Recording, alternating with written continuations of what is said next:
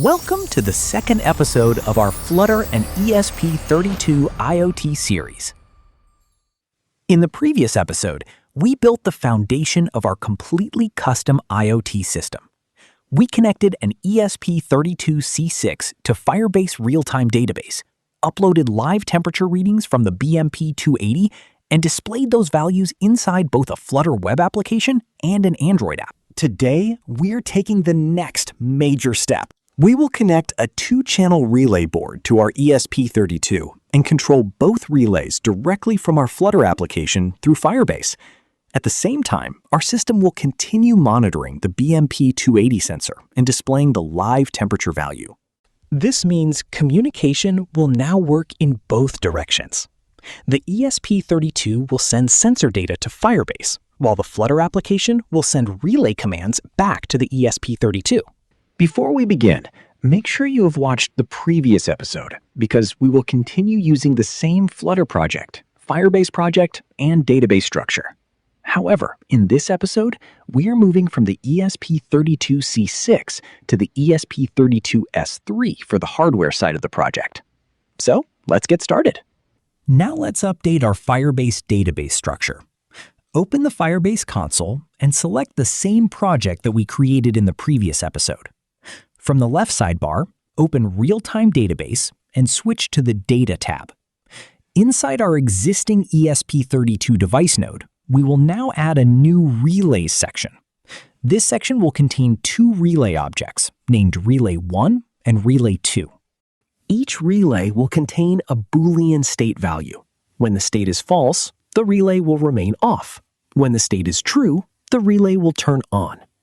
Our sensor section will remain exactly as it was in the previous episode. Instead of manually creating every database node, we can prepare a JSON file and import the entire structure at once. Create a new file named Firebase Relay Data.json. Open the file in Notepad and paste the JSON structure shown on the screen. The structure contains our ESP32 device, the BMP280 temperature reading, and two relay states. Save the file. Now return to Firebase. Open the three-dot menu and select Import JSON. Choose the file and click Import. After the import is complete, you should see the new Relays node containing Relay 1 and Relay 2. Both relay states should initially be set to false. Our Firebase database is now ready. Next, let's connect the two-channel relay board to the ESP32S3. The relay board requires power, ground, and two control signals. Connect the relay board ground to the ESP32S3 so both devices share the same electrical reference.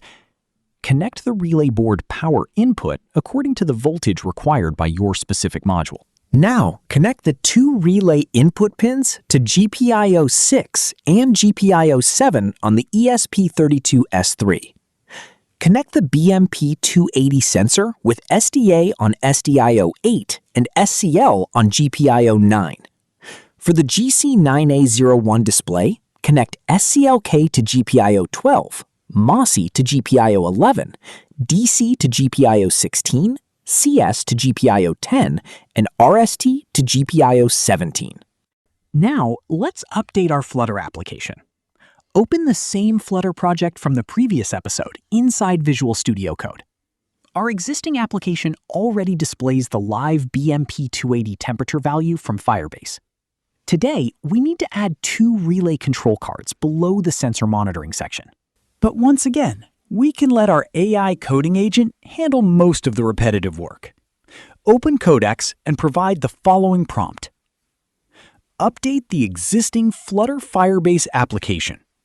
Keep the current live BMP280 temperature monitoring. Add a two-channel relay control section. Create two relay cards named Relay 1 and Relay 2. Each card should contain a toggle switch that reads its current state from Firebase Realtime Database and updates the same value whenever the user changes it. The application must listen to relay changes in real time so that the web app, Android app, Firebase database, and ESP32 always remain synchronized. Use the existing Firebase device path and follow the provided JSON database structure. Also, show the current connection status and display a loading state while Firebase data is being fetched. We will provide the JSON database structure in the prompt. The coding agent now analyzes our existing project and adds the complete relay control interface. It creates Firebase listeners for both relay states. It also creates functions that update individual relay values whenever a switch is pressed. Because Firebase works in real time, any relay state change will instantly appear on every connected client. If we open the same dashboard on two phones, changing a relay on one phone will immediately update the switch on the other phone as well. Now, our Flutter application is ready to send commands.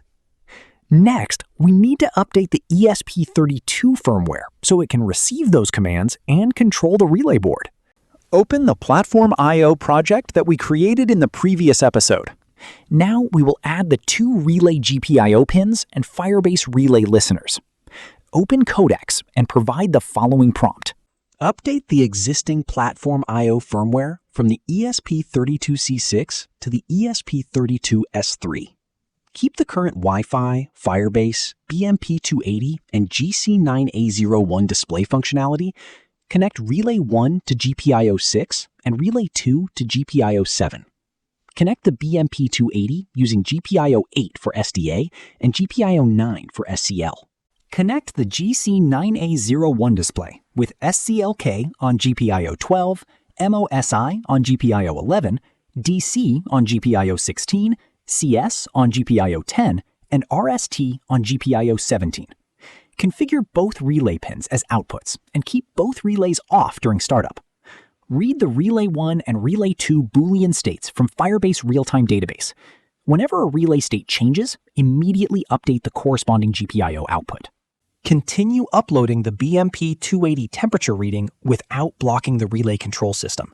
Restore the latest relay states from Firebase after the ESP32S3 reconnects or restarts. Print clear connection, sensor, display, and relay status messages in the serial monitor. We will also provide the JSON database structure in the prompt too. The agent now adds the relay pin definitions, configures each pin as an output, and creates the Firebase synchronization logic. Now connect the ESP32 to the computer. Open the PlatformIO terminal and compile the project by running PIO run. Once the build is complete, upload the firmware using PIO run-t upload. After the upload is complete, open the serial monitor. The ESP32 should connect to Wi-Fi, initialize Firebase, start reading the BMP280, initialize the display, configure both relay pins, and synchronize the relay states from the database. Now, open Firebase Realtime Database in your browser.